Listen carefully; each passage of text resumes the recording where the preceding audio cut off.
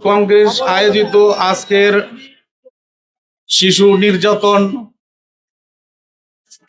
নির্যাতন মানববন্ধন এই প্রতিবাদ অনুষ্ঠানে এখানে উপস্থিত আছেন বাংলাদেশ কংগ্রেসের চেয়ারম্যান জনাব কাজী রেজাউল হোসেন ও মহাসচিব জনাব ইয়ারুল ইসলাম।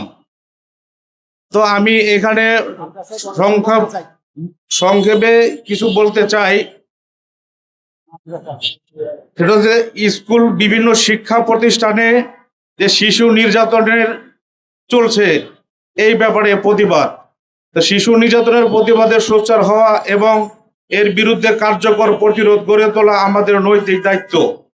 এই ধরনের অপরাধের বিরুদ্ধে সামাজিক সচেতনতা সৃষ্টি করা দরকার। আইনি সহায়তা গ্রহণ এবং তাৎক্ষণিক প্রতিবাদ অত্যন্ত জরুরি।